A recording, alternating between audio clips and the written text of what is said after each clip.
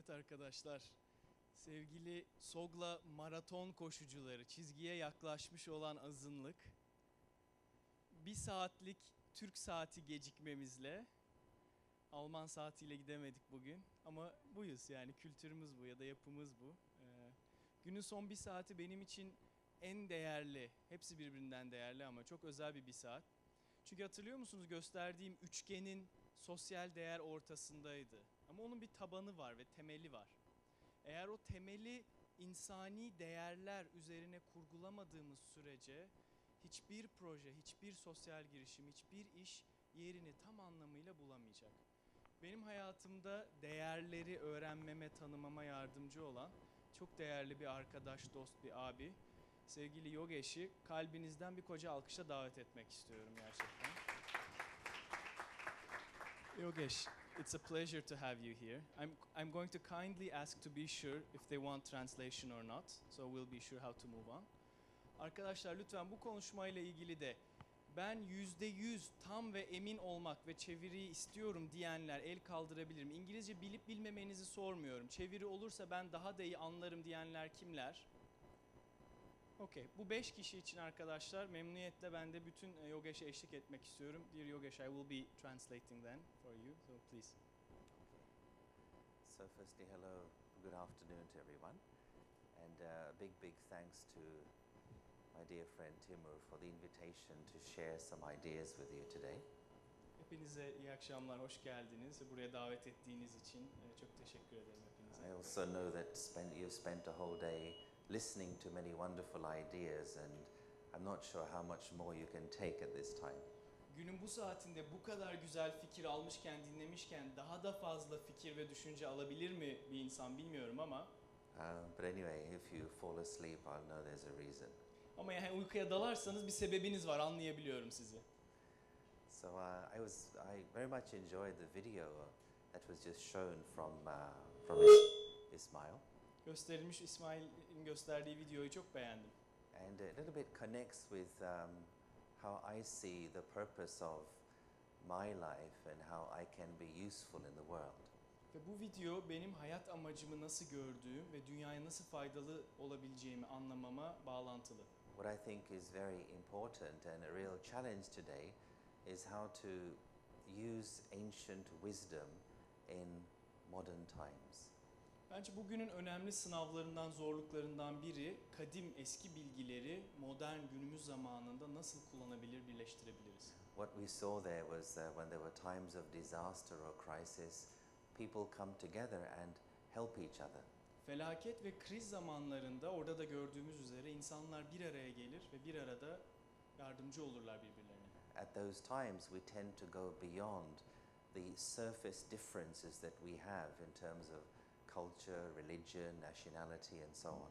Böyle zamanlarda kültür, din, dil, renk gibi konuların ötesine geçebilmeye başlarız. And this shows that at the very core of our consciousness there is goodness, there is truth, there is beauty. Bu da aslında bilincimizin en temel seviyesinde iyilik, doğruluk, güzellik, birliğin olduğunu gösteriyor. And times of crisis brings that up to the surface and we begin to help each other. Ve kriz zamanlarında bu su üzerine çıkıyor ve birbirimize yardım etmeye başlıyoruz. The question is of course, why can't it be like that all the time? Peki soru şu, neden her zaman böyle olmasın?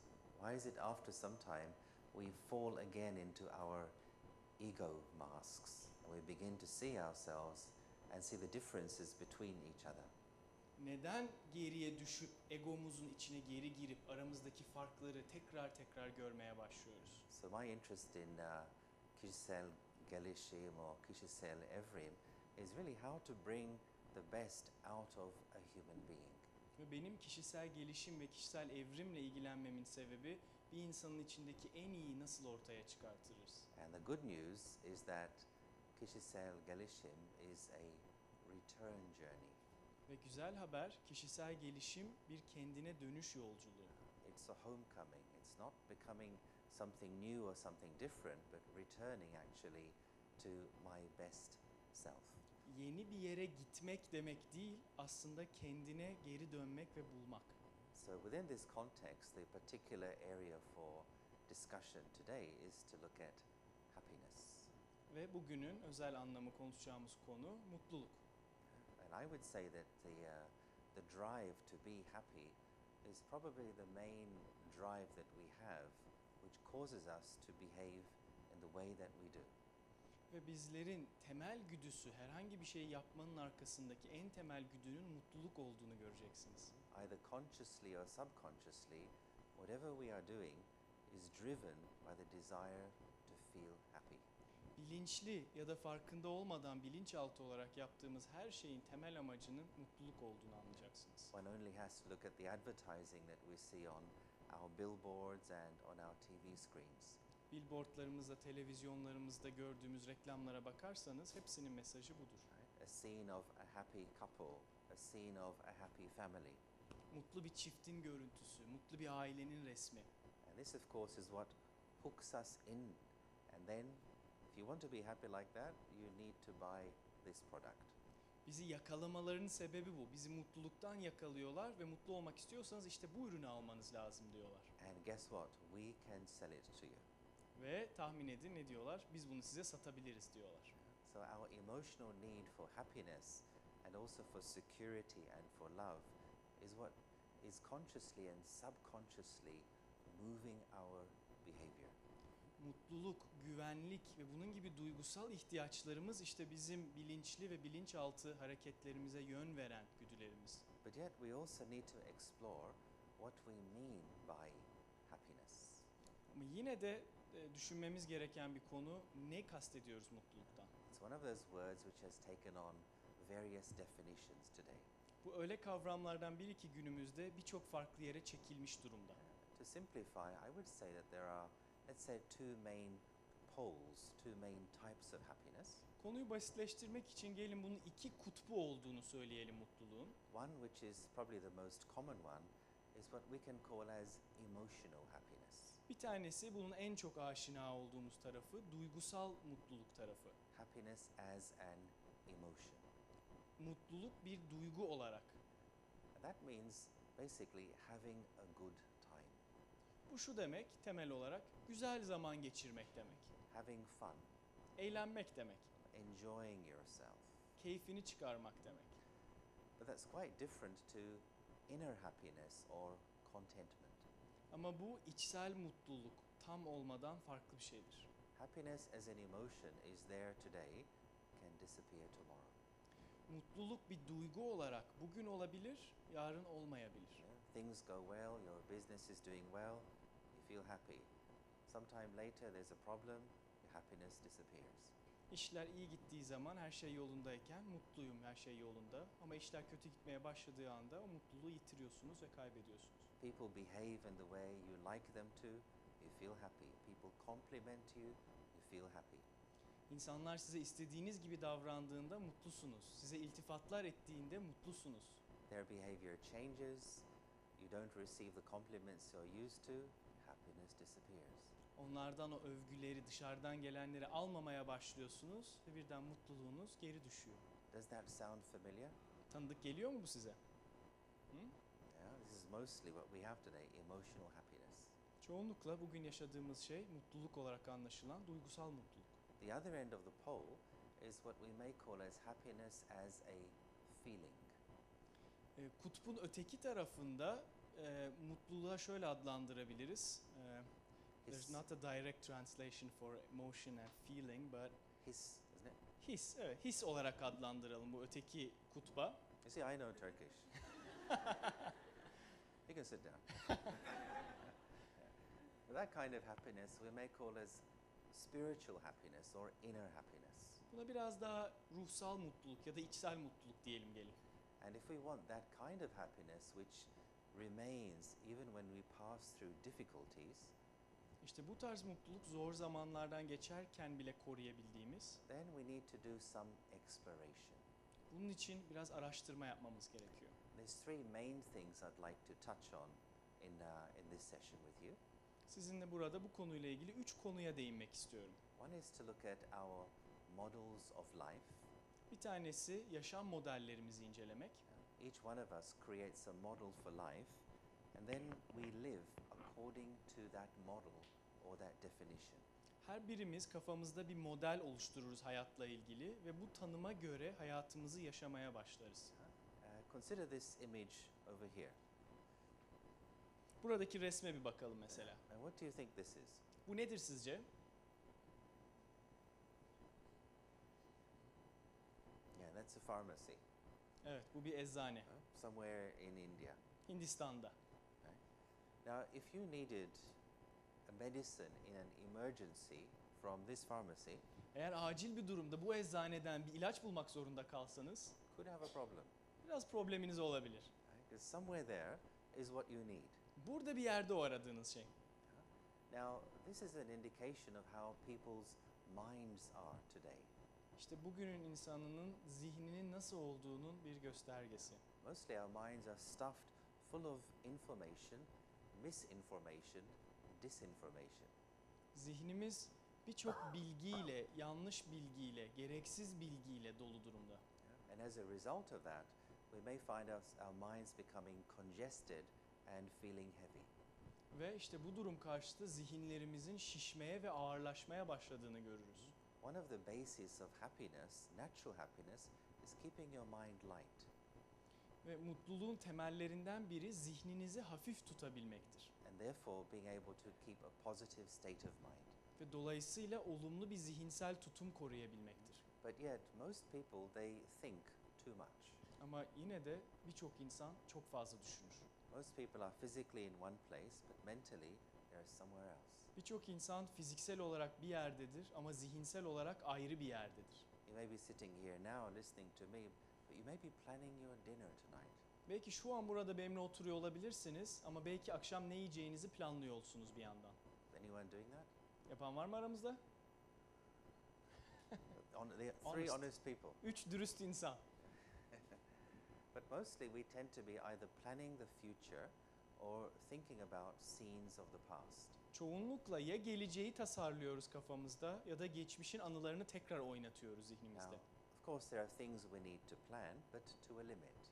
Elbette bazı şeyleri planlamamız lazım hayatımızda ama bir yere kadar. And there are things we need to learn from the past, but then we need to forget the situations. Geçmişten öğrenmemiz gereken bazı şeyler var ama bırakıp çizgi çekmemiz gereken şeyler de var. When our mind is still, when our mind is steady, then we can offer the best of ourselves to a situation. Zihnimiz durgun ve berrak olduğu zaman kendimizi tam olarak bir şeye verebiliriz. And therefore it is said the quality of your life is connected to the quality of your mind. Dolayısıyla şöyle denir, yaşam kaliteniz düşüncelerinizin kalitesi yoğunluğuna bağlıdır. The greatest of all technologies that exists is the human mind. Teknolojilerin en gelişmişi, en başarılısı insan zihnidir. Just like any technology or machine needs to be cared for, taken care of, so too the mind also needs to be taken care of. Tüm makinaların bakılması, dikkat edilmesi gerektiği gibi insan zihnine de bakılması gerekiyor. Just as your body requires oxygen and food, etc., the mind requires peace, the mind requires silence. Bedeninizin oksijene, yemeğe ihtiyacı olduğu gibi zihninizin de sessizliğe ve huzura ihtiyacı vardır. Let's have a look at a model of how most people live their lives. Gelin bir modele bakalım. Çoğu insan hayatını neye göre yaşıyor? Here are some of the areas where we invest our time and our energy. İşte zamanımızı nasıl ayırdığımızın bir göstergesi. İş var, aile var, arkadaş var. I don't know this one. Serbest zaman, hobi, boş zamanlar. And so on. So we tend to jump from one to the other to the other. Bu alanlardan birinden ötekine sürekli atlar dururuz. We make ourselves busy in going around these maybe 6 or 8 or 10 main departments in our life. Hayatımızdaki bu 6, 8, 10 departman diye adlandıracağımız konu arasında sürekli gider gelir dururuz. And we end up looking a bit like this. Ve bunun gibi oklar, zikzaklar arasında gidip geliriz. Now I'm at work, now there's a family event, now I have to be with my friends, now I have to study, back to work, jumping from one to the other. Şimdi iş zamanı, şimdi aile zamanı, şimdi arkadaş girdi, şimdi tekrar çalışma, ödevim var, iş. bunların arasında gidip geliyoruz. It's a bit like a monkey jumping around in the branches of a tree. Bu birazcık açıkçası bir maymunun ağaçtan ağaca sürekli atlayıp duruyor olması gibi. What's missing in this model? Bu modelde eksik olan ne sizce? Yes, where Evet, is me? doğru. Cevap ben. Yeah?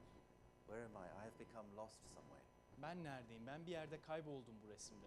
Here is another model which I would suggest is one that we need to live by, especially in these busy and changing times. İşte şu an içinde olduğumuz gibi zor ve yoğun zamanlarda nasıl yaşamamız gerektiğiyle ilgili basit bir model önermek istiyorum. And this is where I am at the very center of my life.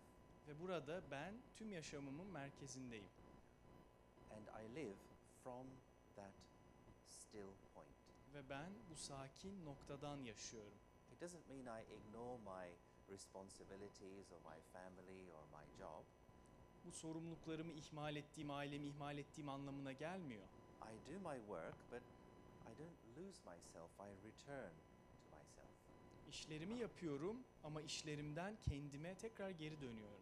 I play all the roles in daily life, but I don't become the roles. Tüm rollerimi oynuyorum hayatımdaki ama o rollere kaptırmıyorum. O rollerin kendisi olmuyorum. Now, in our fast-paced and achievement-oriented world, generally people become the role.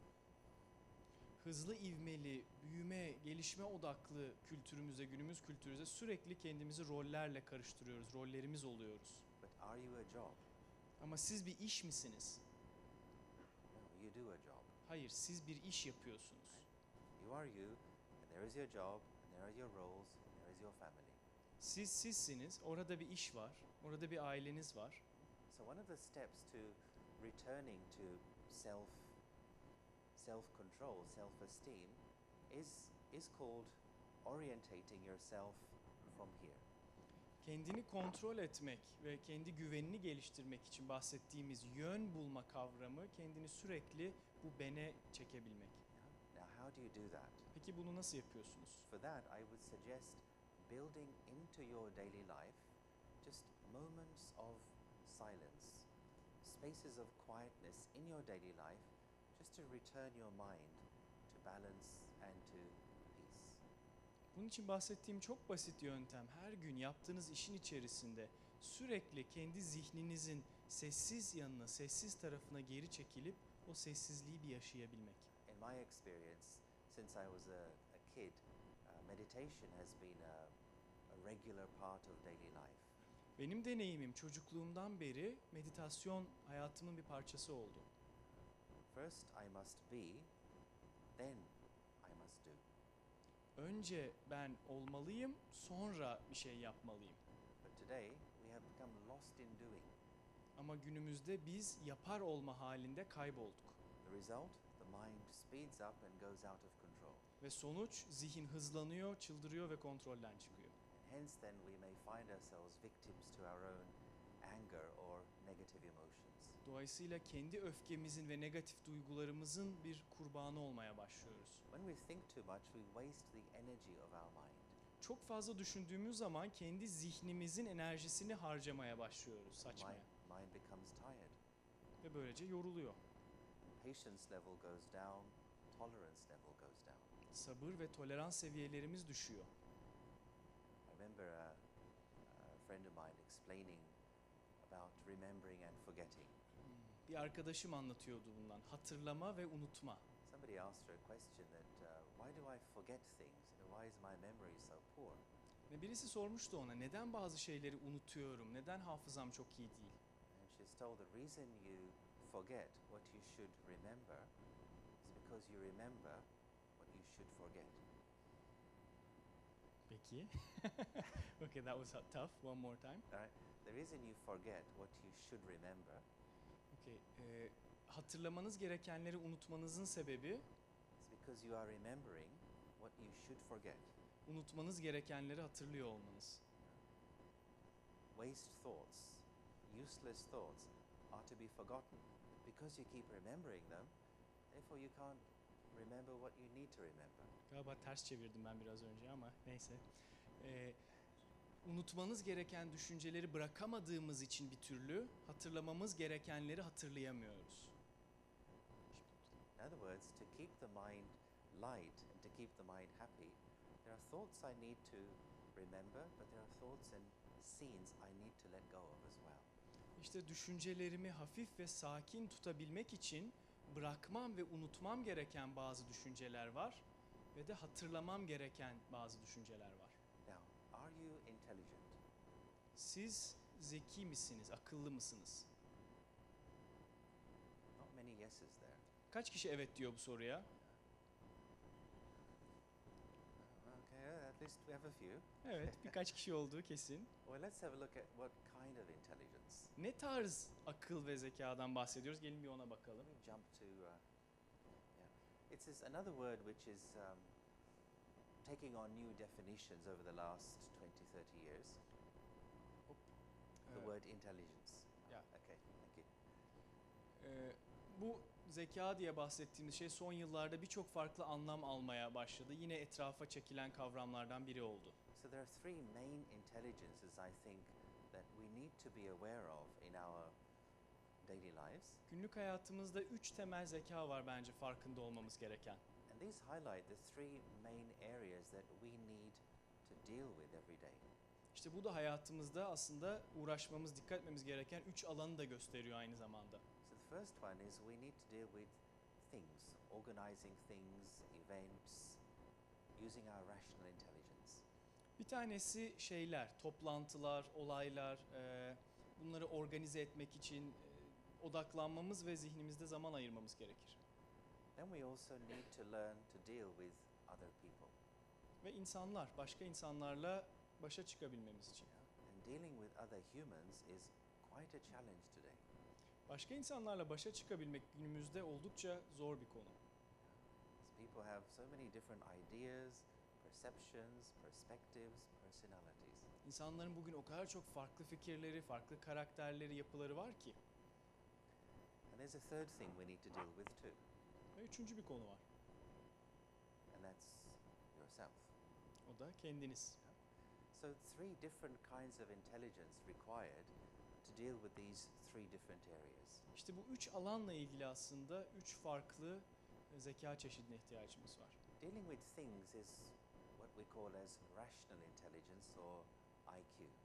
Rasyonel şeylerle akılcı başa çıkmaya verdiğimiz zeka adı IQ'muz. And for many years, this was the only kind of intelligence that people spoke about. Ve birçok yıl boyunca insanların tek konuştuğu zeka katsayısı bu oldu.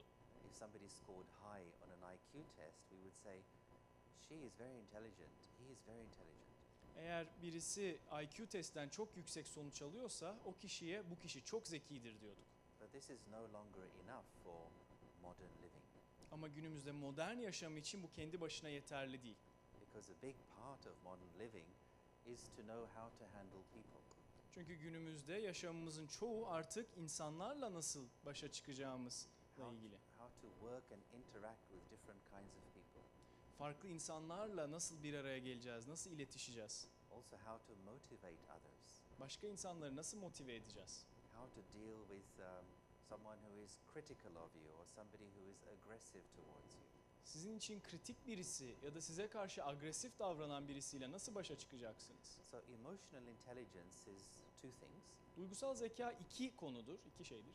One is your ability to understand and manage your own emotions. Bir tanesi kendi duygularınızın ne olduğunu anlayabilme kapasiteniz. And your ability to pick up or read, understand the emotions of other people. İkincisi de başka insanların duygularını hissedip algılayabilme beceriniz. For example, let's say you're in a bad mood. Diyelim ki kötü bir moddasınız. How long do you stay there? Ne kadar süre kalıyorsunuz o halde? How long do you allow yourself to stay in the bad mood?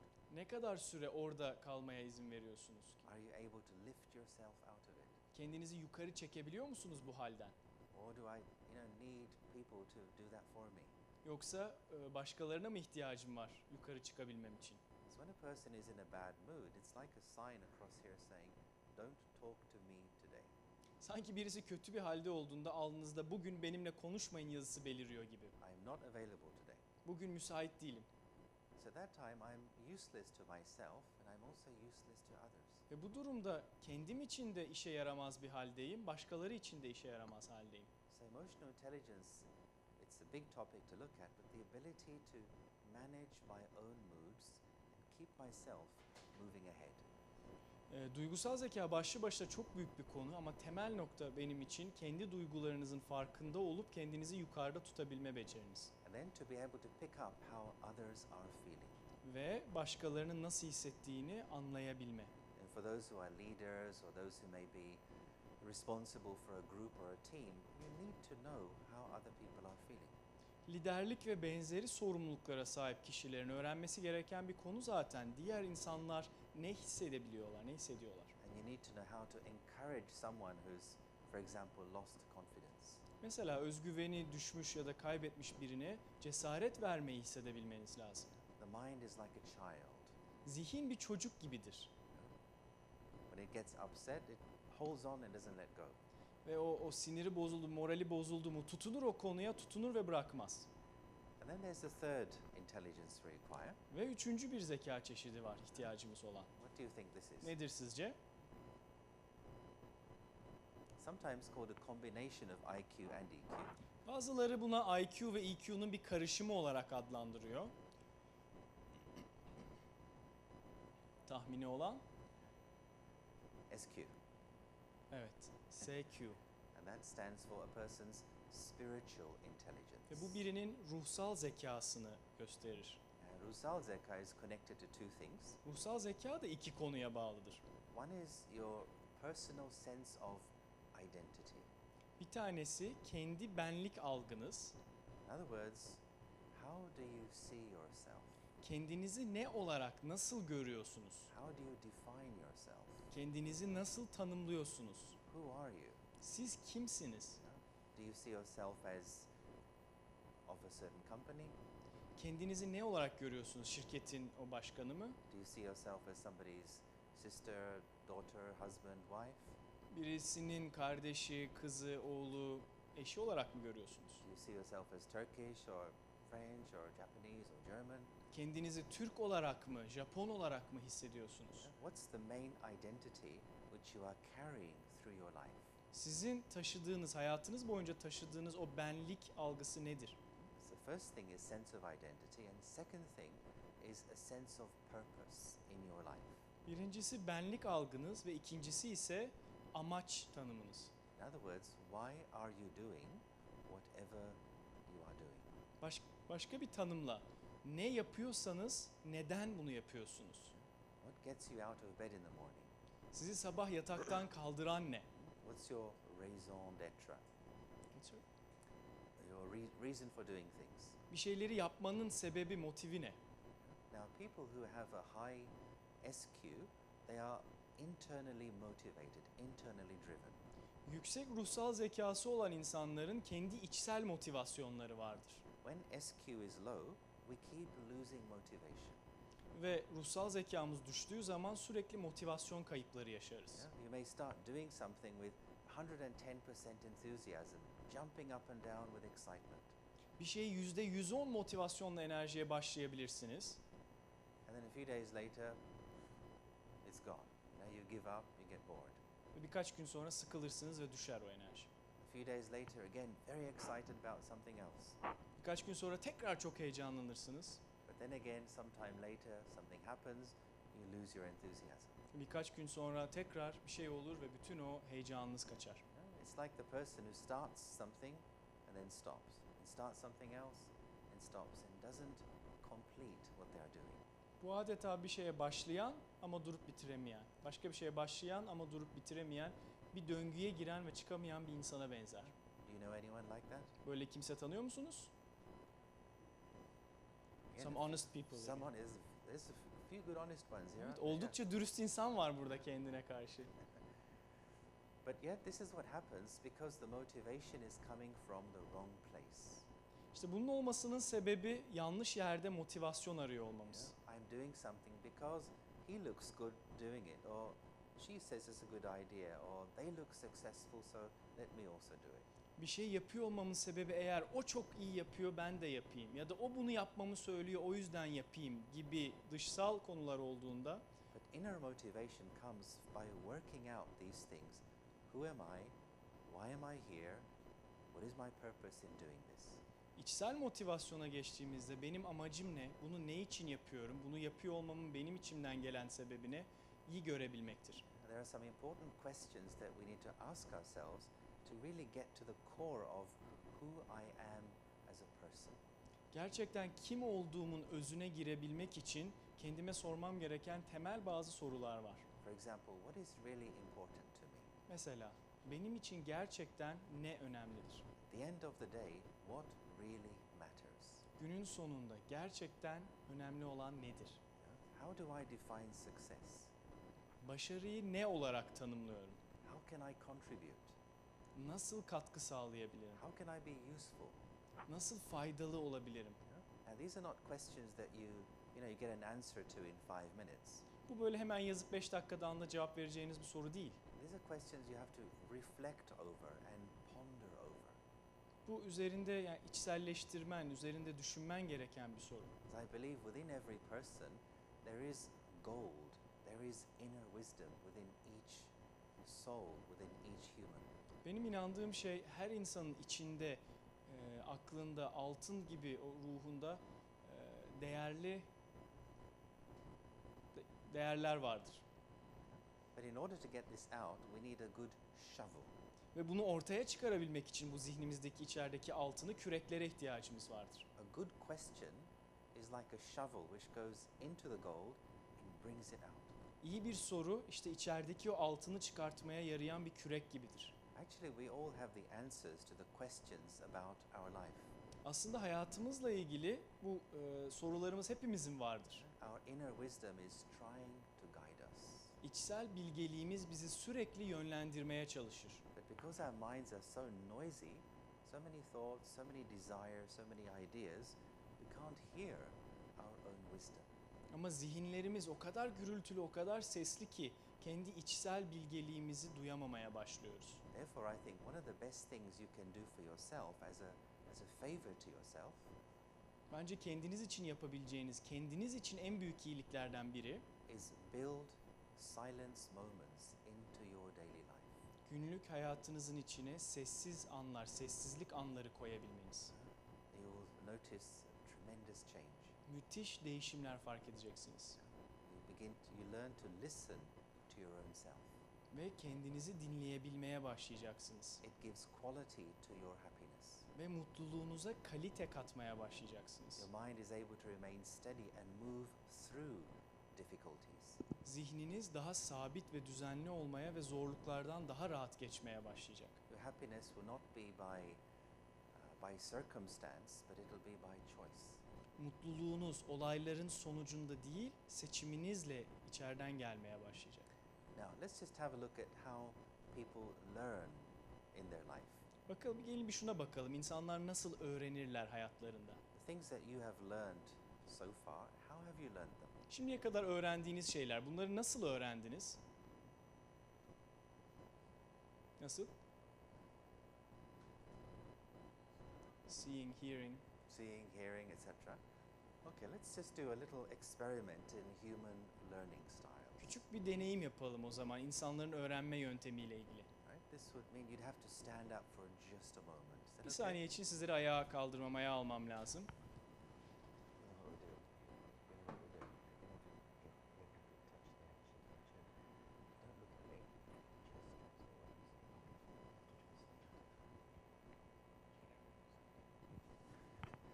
All right. So there's only one rule in this exercise. There's one rule in this Mesela exercise. bir kural var bu yapacağımız şey için. And that rule is you must do exactly as I say. Birebir ben ne söylüyorsam onu yapacaksınız. Agreed? Anlaştık mı? Yes? No? Maybe? All right. So you trust me, huh? Bana güveniyorsunuz değil mi? Ben ne söylüyorsam onu yapacaksınız. Yes? Tamam mı? Evet herkes. Fools. All right. Anyway, okay. Just do what I say. Ne söylüyorsam yapın. So just put your right arm out. Kolunuzu yana doğru açın. You shouldn't do this. Yani I should. You should not do that. Okay. Sağ kolunuzu açın. And don't look at me. Okay. Just translate. And have it parallel to the floor. Do what? Have it parallel. To Paralel. the floor. Yere paralel tutun. Avucunuzu açın. Doğru. And now bring your hand in towards your body. Elinizi bedeninize doğru getirin. Okay, very good. Now move your hand out again. Elinizi tekrar dışarı doğru açın. Not too fast, not too slow. Çok hızlı değil, çok yavaş değil. Now just bring your finger and your thumb together. Şimdi iki parmağınızı bir araya getirin. Slowly bring this in towards your body. Bunu yavaşça bedeninize doğru getirin. Very good, you're doing well. Evet, güzel gidiyoruz. Now, once again, move your hand out. Bir kez daha yavaşça dışarı doğru açın. Just extend it as far as it can Uzatabildiğiniz kadar bir uzatın. Açın bir kolunuzu, açın. go. One last time, bring your hand Son in kez şimdi towards içeri your body. doğru getirin, bedeninize doğru. Bring it up to your face. Yüzünüze doğru yaklaştırın elinizi. Gently, very gently, just touch your chin. Çok yumuşakça yanağınıza dokunun And freeze, hold it right there. ve kalın burada. Do not move.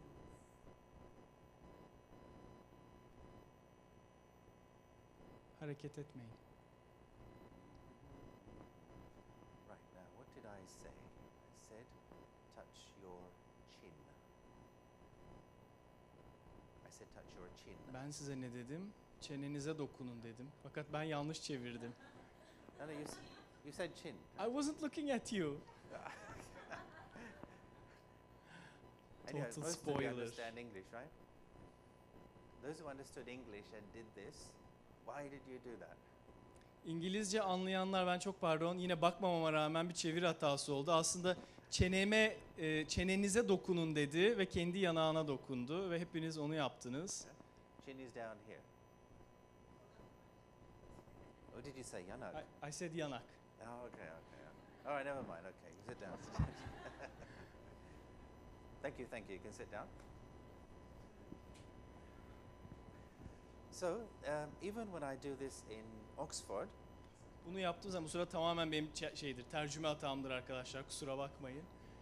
Bunu Oxford'da yaptığım zaman, the so-called seat of learning, bu öğrenme koltuğu dediğim yerde, 90% of people will do this.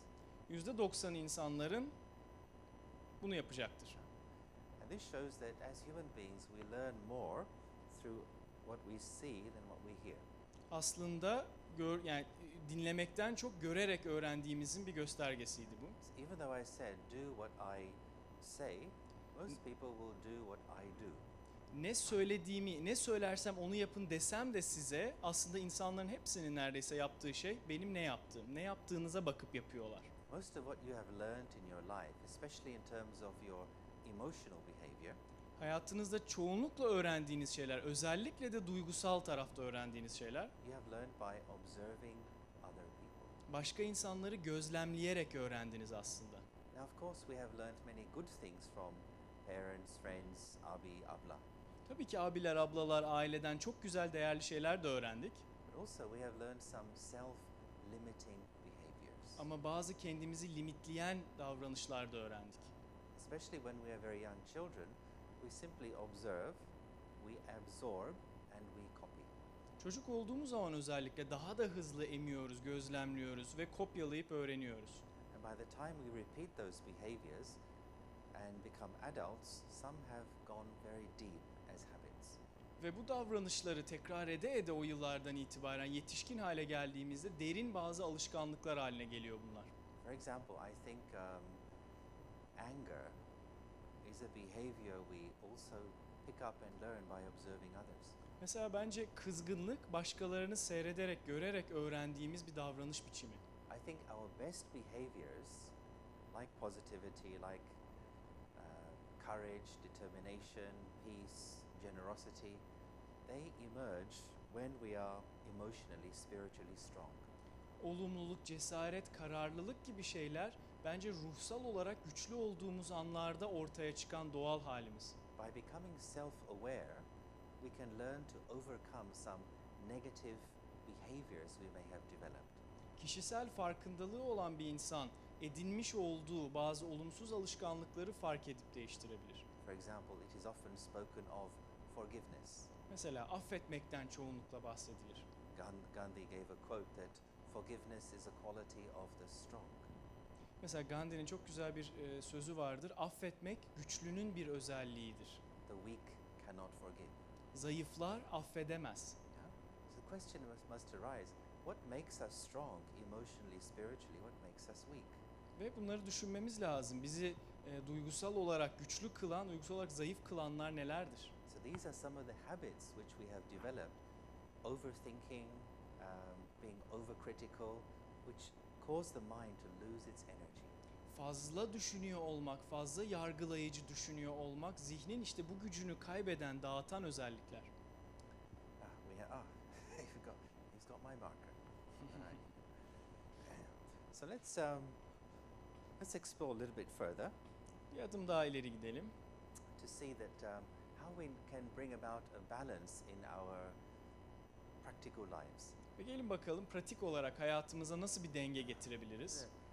A simple diagram. I hope you're able to see it at the Çok back. basit bir şekil çizeceğim. Umarım görebilirsiniz. Kameralarda alıyorsa lütfen. Görünüyor mu arkadaşlar? Parlıyor mu? Anyway, this cart here represents our life. Bu araba bizim hayatımızı temsil ediyor. This horse here represents our mind. Ve bu at bizim zihnimizi temsil ediyor. What tends to happen is we fill the cart of our life with lots and lots of things. Ve bizim yaptığımız şey hayatımızı birçok şeyle bu araba tarafını dolduruyoruz. And as time goes on, it just becomes a habit to fill up. Ve zaman geçtikçe bu hayatımızı doldurma alışkanlığı ediniyoruz. Daha da fazla doldurmaya çalışıyoruz. For example, with our roles, Mesela rollerimizle, with our responsibilities, sorumluluklarımızla,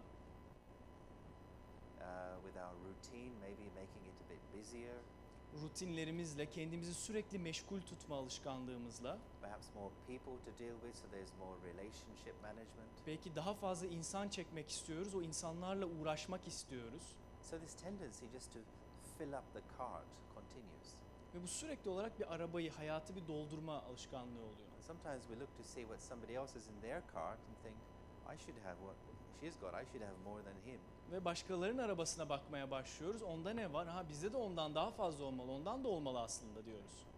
Now, maybe it's good to do that. Belki bunu yapmak iyi But diyebiliriz. there's something we forget. Ama unuttuğumuz bir şey var.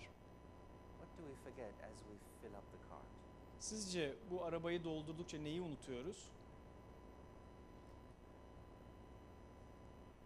We forget somebody has to pull this. Unuttuğumuz şey şu, bu arabayı birinin çekmesi lazım. Is the horse going to be able to manage? Bu at bunu çekebilecek mi? We even forget to feed the horse. Hatta atı beslemeyi dahi unutuyoruz. Not even one thin carrot. Sadece tek bir havuç bile vermez hale geliyoruz. So what happens to the horse, the mind? It becomes very thin and weak, Ve olan şey at son derece ince ve zayıf bir hale geliyor. like a collection of skin and bones. Sadece bir deri bir kemik hale geliyor. How does the horse feel?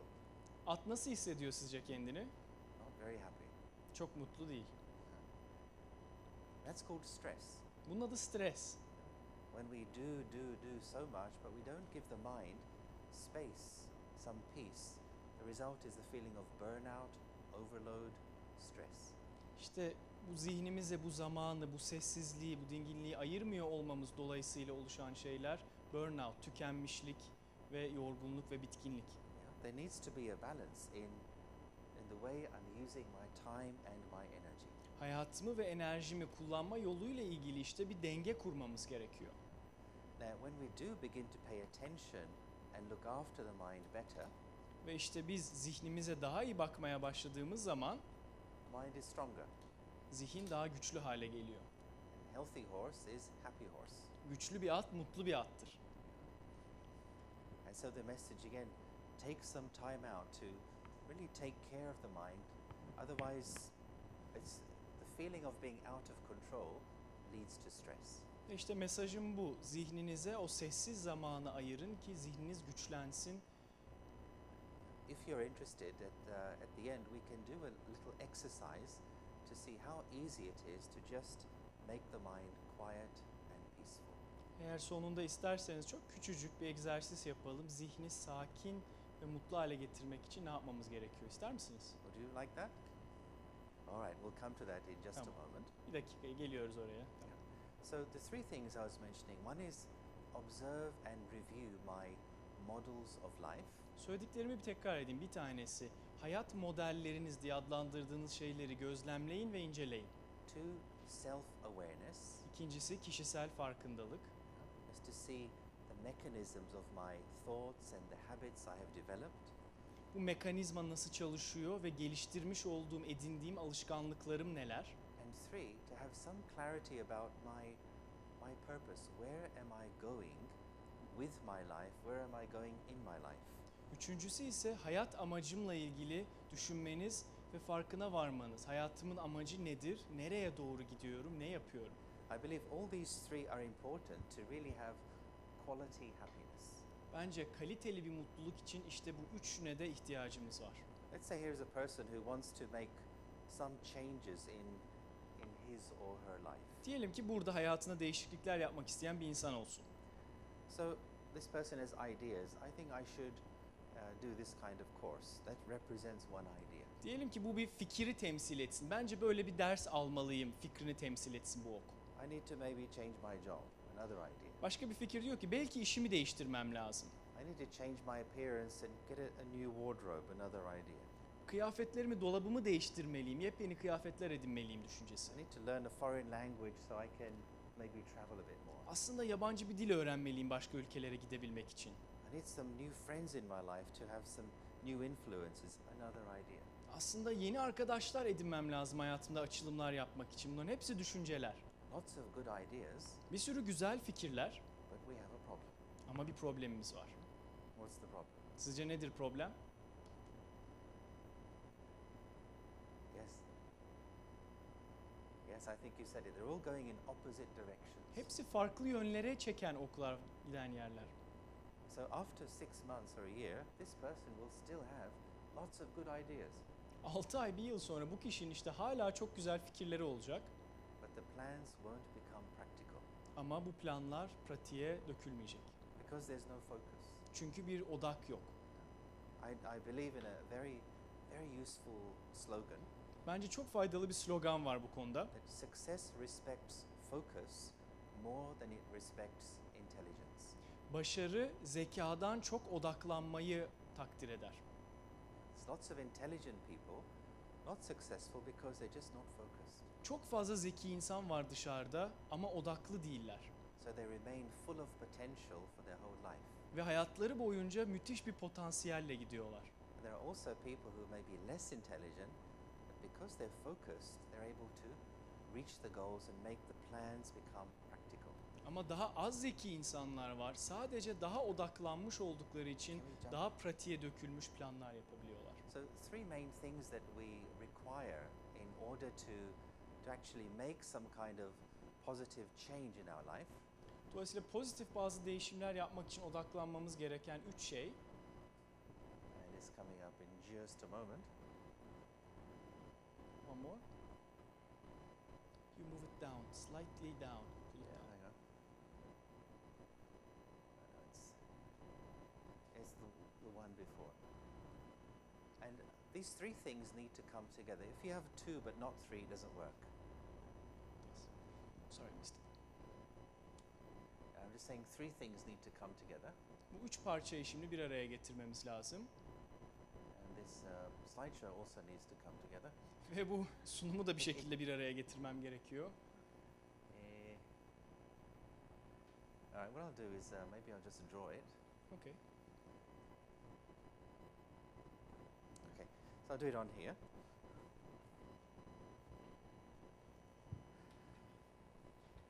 And it's in the form of a Venn diagram. Bir Venn diyagramı, küme şeklinde çizeceğim.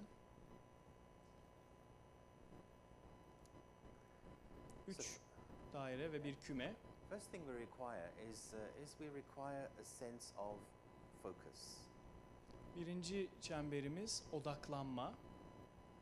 which means I need to know what is the right thing for me.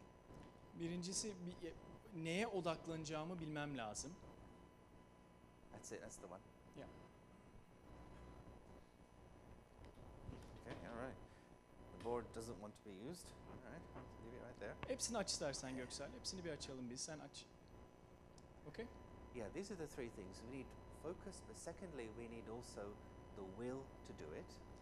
İkincisi ise bunu yapma isteği, iradesini göstermemiz gerekiyor. The motivation, the willpower to do what I'm planning to do. Bir şeyi yapabilmek için gereken o motivasyon, o istek. And third thing you need is the capability or the skills to make it happen. Ve üçüncüsü de bunu yapabilmek için gereken becerilere sahip olmak. Let's say you have the focus and the will, but not the capability. Diyelim ki odaklandığınız ve istediğiniz bir konu var ama o konuda beceriniz yok. You're focused, yes, this is what I want to do, this is what I want to be. Ne istediğinize odaklanıyorsunuz ve ben bunu istiyorum ve buna odaklanıyorum And you've got diyorsunuz. lots of willpower as well. Çokça istek enerjisi kullanmanız gerekiyor. But you lack the skills or the ability. Ama bununla ilgili becerilere, yeteneklerle ilgili sıkıntınız var. So it's not going to be practical. Dolayısıyla çok pratik olmayacak, çok kolay olmayacak bu. There, a person is experiencing the exercise bicycle syndrome. İşte burada fazla kilolu insanın bisiklete binme sendromunu yaşıyor. The person is pedaling 10 kilometers. Birisi 10 kilometre pedal çeviriyor. It shows 10 kilometers on the meter. 10 kilometre gösteriyor oradaki gösterge. The sweat is 10 kilometers, Bir sürü terlemiş durumda. but the person is still in the room. Ama kişi hala aynı odada duruyor halde. So if the skills are missing, then the plans remain plans. O beceriler olmadığı sürece o yerinde sayan spor, kondisyon bisikleti gibi yerinizde kalıyorsunuz. So in that condition, a person needs to develop the skills, the abilities to complement the other two things. Dolayısıyla bazı beceriler ve yetkinlikler geliştirmeniz gerekiyor. Odağınız ve isteğinizle birleştirmeniz gereken. Second situation, let's say you have the will and the capability but not the focus. İkincisi şu olsun, isteğiniz var, beceriniz var ama odaklanamıyorsunuz. You're full of energy, motivation, enthusiasm, Enerji, motivasyon, heyecan dolusunuz. very qualified, very capable Çok beceriklisiniz o konuda to do, I don't know what I want to do, no focus. ama yapmaya gelince ne yapmak istediğimi bilmiyorum diyorsunuz ve odağınız dağılıyor. No focus. What should I do? What's the right thing for me? Nedir benim için doğru olan, ne yapmalıyım ki? And a lot of people are in this condition. Ve bir sürü insan bu durumda işte. Yeah. Very qualified, full of energy, but they don't know what they want. Çok kalifiye ve çok enerjisi var ama ne istediğini bilmiyor. And so I know the honest lady there. Yeah. Bir bir dürüst kişi daha. True. So it's like a water hose. If you turn a water hose on full, but you don't direct it, it just flops around. Bir su hortumu gibi sonuna kadar açtığınız ama tutmadığınız etrafa saçma sapan dağılıyor. It's just wasted. All that water is being wasted. Bütün bu suyu harcıyorsunuz, saçıyorsunuz o süreçte. So the energy of my mind is just being wasted because I'm not properly focusing. Ve düzgün odaklanmadığım için işte zihnimin o enerjisini etrafa dağıtıyorum. Third situation, is Üçüncü durum ise I have the focus and the capability but not the will. aslında o konuda bir şeyler yapmaya odaklanıyorum. Odak var, becerim var. I know what the right thing for me is. I'm focused on that. Benim için doğru şeyin ne olduğunu biliyorum ve ona odaklanıyorum. Very qualified, very capable, Çok very kalifiye, skilled, çok becerikli but no willpower to do anything. ama yapmak istemiyorum. Hiç yapma isteğim yok. Just, like the armchair critic. Bu da koltuğunda oturan eleştirmen adam. It's like a person who has cement and bricks by the side and knows the house is to be built, but is sitting there complaining, why isn't the house being built? Evin yapılması, inşa edilmesi gerekirken ve hatta bir tarafında çimento ve tuğlalar dururken neden evin yapılmadığı ile ilgili şikayet eden adam sendromu. But doesn't actually step out and offer to do something. Ve gidip yerinden kalkıp bir şey yapmayı teklif etmiyor. So it's a kind of laziness or apathy which sets in, and again, the plan remains a good plan. Bu bir çeşit eylemsizlik, atalet, hareketsizlik içerisinde. What we're aiming for is for all of these three to come together. Ve bizim istediğimiz şey bu üçünü bir araya getirebilmemiz. Then just do it. İşte o zaman sadece yaparsın. So if you find your plans are not becoming practical, Eğer planlarınızın pratiğe dönüşmediğini fark ediyorsanız, maybe a good idea to ask yourself, which of these three is missing that I need to work on? bu üçünden hangisi eksik ve benim hangisi üzerine çalışmam lazım? Now, usually the place to look at, as we mentioned, is focus. Çoğunlukla çoğu insanın benim gözlemim bakmamız gereken yer odaklanma. Focus is, and behind focus there is something. Odaklanmanın arkasında bir şey var aslında. How do you get your mind focused? Zihnini nasıl odaklarsın? Now again, just to simplify, it's a big topic, but behind focus is something called purpose.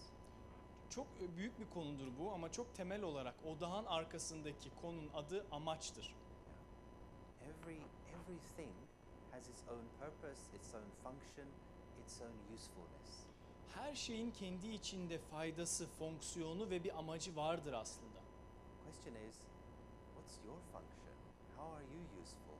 What is your purpose? Peki soru şu, sen ne için faydalısın ve senin amacın nedir? There is someone who has the answer to that. Buna cevabı olan bir kişi var aslında You know who that is. ve bunun kim olduğunu siz biliyorsunuz. It's not Timur. Ben değilim. You have the answer already. Aslında cevabınız var zaten. Purpose is not something you create. Purpose is something you detect or you discover. Amaç sizin oluşturduğunuz, yarattığınız bir şey değil, hissettiğiniz, içeriden bulduğunuz bir şey. By listening to yourself, Kendinizi dinleyerek, making the mind quiet, zihninizi sessizleştirerek, even looking over the experiences of your life so far. hatta şimdiye kadarki hayatınızı dahi inceleyerek, gözden geçirerek. Your life up to now is a book of clues as to who you are, what interests you, what motivates you. Şimdiye kadarki hayatınız aslında neyle ilgilendiğiniz, ne istediğiniz, neyle ilgili becerilerinizin olduğunun göstergeleriyle dolu.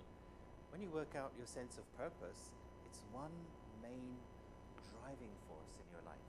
Amacınızla ilgili yönünüze baktığınızda aslında bir ana yön göreceksiniz. Every other change you make, the new car, the new language, the travel, is supporting that purpose. Aslında yaşadığınız tüm olaylar, yeni bir şey aldığınızda, yeni araba, yeni görev, yeni iş aslında sizi o ana amacınızla ilgili bir yola sürüklüyor. When that's happening, there is a natural internal happiness, a natural energy flowing through you. Ve bu olduğu zaman, doğal uyum olduğu zaman içinizde bir akış, bir coşku, bir yöne doğru gitme hissi var. The feeling from inside is I'm doing exactly what I'm supposed to be doing. Ve içinizdeki duygu tam olarak yapmam gereken şeyi yapıyorum. I am living my dream. Rüyalarımı yaşıyorum. That's the result of doing this inner work. İşte bu içsel çalışmaları yapmanın sonucunda bu olmaya başlıyor. Okay, we've come to that point where we're just going to finish with that little exercise just to see how easy it is to just calm and still the mind. Ve işte o beklediğimiz ana geldik. Küçücük sakin bir an geçirip zihni ne kadar kolay sakinleştirebileceğimizi göreceğiz. This is just 2 or 3 minutes. Sadece 2-3 dakika sürecek. So just sit with your back straight. Sırtlarımız dik oturalım. And if you can, just have your feet flat on the floor. Eğer yapabiliyorsanız ayaklarınızı iki ayak tabanınızda düz ve rahat bir şekilde koyun. If you're holding something, you just put it to the side for a moment. Bir şeyler tutuyorsanız etrafa bırakın. You can have your hands resting gently on your legs if that's okay for you. Ve ellerinizi nazikçe kucağınıza koyun. And I'll just speak out a very simple guiding commentary. Çok basit bir yönlendirme yapıyor olacağım ben. And just try and follow with your mind. Ve sadece beni zihninizle takip etmeye çalışın. You can just close your eyes for this particular exercise, which is 2 or 3 minutes. Ve gözlerinizi kapatabilirsiniz bu 2-3 dakikalık egzersiz için. Okay, so sit comfortably just to relax the body and relax the mind. Bedeninizi ve zihninizi rahatlatmak için rahatça oturun. And this exercise is called the inner room. Bu egzersizin adı içsel oda. So when we visualize, we use the power of images. Canlandırmanın gücünü kullandığımız zaman resimler kullanırız. So just visualize as though the various energies in your body are moving up from your feet up through your legs. Ve şimdi sadece bedeninizden yukarı doğru çıkan, ayaklarınızdan, bacaklarınızdan yukarı doğru çıkan bir enerji canlandırmanızı istiyorum. In the form of various colors, these energies are moving up through your hands, up through your arms, Birçok farklı renkte ellerinizden, kollarınızdan yukarı doğru, up through your stomach and your chest, midenizden, göğsünüzden, up through your neck and up to your boynunuzdan, face. yüzünüze doğru. And all these energies, they come to the center of the forehead. Ve tüm bu enerjiler başınızın, alnınızın ortasında bir noktada toplanıyor. Here at the center of the forehead, just picture a tiny room. İşte burada alnınızın ortasındaki küçücük bir noktada bir oda hayal edin. And this tiny room at the center of your forehead is your very own inner room. Ve alnınızın ortasındaki bu oda tamamen sizin kendi içsel odanız. This is your private and personal space. Bu sizin özel ve tamamen kişisel yeriniz. When you are inside your inner room, your mind feels very relaxed. Ve bu odanızın içinde olduğunuzda zihniniz çok rahat hissediyor. Feel the peace and the stillness of your inner room. Bu içsel odanızın içinde bir huzur ve içsel sakinlik hissediyorsunuz. Just allow your mind to absorb this feeling of quietness and silence of the inner room. Bu sessizliği zihninizin içine çekmesine izin verin. The thoughts begin to slow down. Düşünceler yavaşlamaya başlıyor. Mind becomes calm. Düşünceler, zihin sakinleşiyor. Just be with this feeling of peace in your mind for 1 minute. Ve içinizdeki bu huzur ve dinginlik duygusuyla 1 dakika geçirin.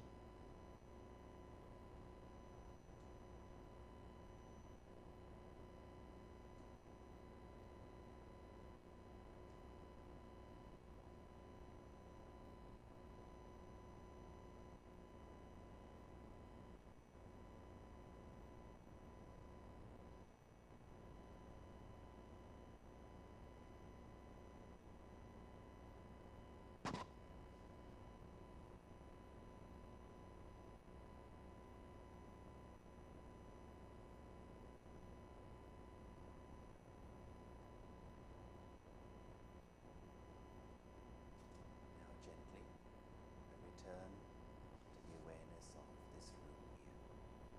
Ve şimdi yavaşça burada olduğunuz farkındalığına geri dönün. When you feel ready, you can open your eyes. Kendinizi hazır hissettiğinizde gözlerinizi açabilirsiniz.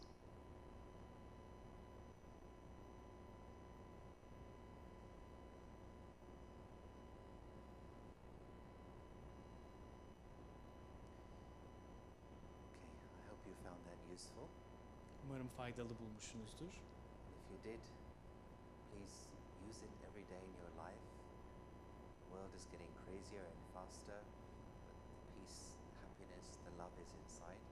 It needs to be acknowledged, needs to be brought out. Faydalı bulduysanız tekrar etmenizi, bunu yapmanızı öneririm. Ve bugünün çılgın ve yoğun dünyasında hepimizin bu içe dönüşü yaşayıp bu kısacık bir anda bile bu huzuru, içimizdeki bu güzel huzuru bulabiliriz, ulaşabiliriz. Thank you. Çok teşekkürler. Thank you very much.